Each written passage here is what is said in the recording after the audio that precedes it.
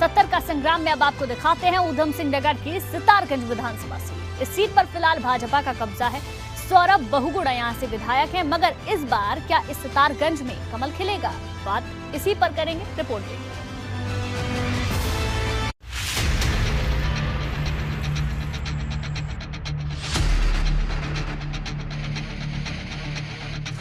सितारगंज विधानसभा seat Udham Singh Nagar जिले में आती है।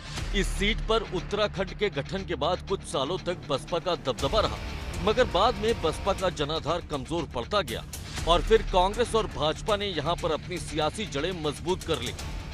साल 2002 के विधानसभा चुनाव में सितारगंज सीट से बसपा के नारायण पाल की जीत हुई थी। 2007 के चुनाव में भी नारायण पाल ने ही जीत का क्रम जारी रखा और वो बसपा से विधायक चुने गए, मगर 2012 के चुनाव में सियासी हवा का रुख बदल गया और किरण मंडल भाजपा के टिकट पर विधायक बन गए। 2012 में इस सीट पर उपचुनाव कराया गया और कांग्रेस के टिकट पर विजय बहुगुणा मैदान में उतरे, जो विधायक भी बने। 2017 के विधानसभा चुनाव में सितारगंज सीट से भाजपा ने सौरभ बहुगुणा को टिकट दिया था, तो वहीं कांग्रेस की तरफ से मालती विश्वास मैदान में थी, मगर सौरभ बहुगुणा चुनाव जीत गए। सौरभ बहुगुणा को भरोसा है कि जनता का आशीर्वाद इस बार भी भाजपा को ही मिलेगा। सिरसा रोड का जो 60 साल से हमारे यहाँ के बंगाली समुदाय की, हमारे मुस्लिम समुदाय के लोगों की और जो हमारे राय सिख भाई लोग हैं उनकी डिमांड थी। 60 साल से वो रोड पेंडिंग थी। 16 किलोमीटर की रोड थी, लगभग 14 गाँवों को कनेक्ट करती है।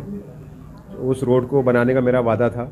सितारगंज में बस अड्डा नहीं था, उस बस अड्डे का निर्माण करना हमारा वादा था।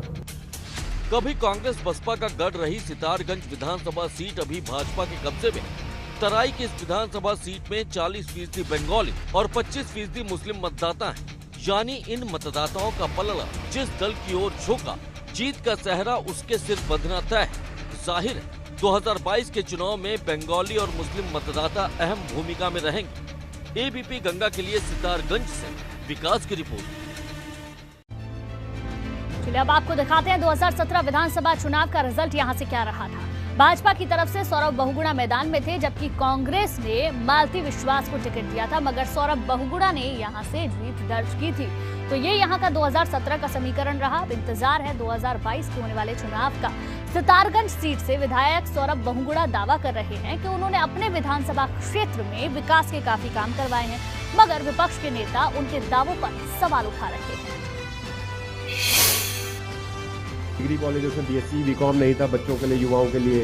उसमें बीएससी बीकॉम का कोर्स ऐड करवा के दिया और उसी के साथ साथ 5.5 करोड़ रुपए केंद्र सरकार के एमएचडीपी फंड से उस डिग्री कॉलेज के लिए हम और लाए, जिससे कि अतिरिक्त पूरा एक भवन बन रहा है, जिसमें कि हमारे बच्चों के लिए लैब्स, ऑडिटोरियम और एक्स्ट्रा क्लासेस बन रही हैं। प्लस जो रोडों के जाल बिछे हैं वो अलग से है। मेडिकल फैसिलिटीज़ पे आप जाओगे तो हमारे सितारगंज का जो सरकारी अस्पताल है उसको 5 करोड़ रुपए से बालाजी का कंपनी को हमने गोद दिलवाया। हमने कहा था कि अगर हम चुनाव जीतते हैं तो हम लोगों को रोजगार दिलाएंगे। हमारे बगल में सिडकुल है, लेकिन उसके बावजूद भी बाहर के लोगों को नौकरी मिलती है, लेकिन सितारगंज विधानसभा क्षेत्र के लोगों को, गरीब क्षेत्र है हमारा, मजदूर लोग हैं यहाँ पे, उनके बच्चे जैसे जैसे पढ़ाते हैं उनको वहाँ पे सिडकुल के अंदर नौकरी नहीं मिलती है। अगर उनको ठेके प्रथा पे रखते हैं, 12-12 घंटे काम कराते हैं, उनको तनख्वाह भी पूरी नहीं देते। ये सबसे बड़ी समस्या है, ये आज तक पूरी नहीं हुई है। सरकारी अस्पताल के अंदर डॉक्टर नहीं है, महिला डॉक्टर नहीं है। चीनी मिल सितारगंज की 2017 जब बीजेपी सरकार आई तब से बंद पड़ी है। आज इन्होंने आनन फानन में जल्दबाजी में चालू करी, उसमें भी पैसा सरकार का खराब किया। 30,000 क्विंटल गन्ना जो है फिर आई, उसमें दिखाई भी गई, लेकिन 1 किलो भी चीनी नहीं बनी।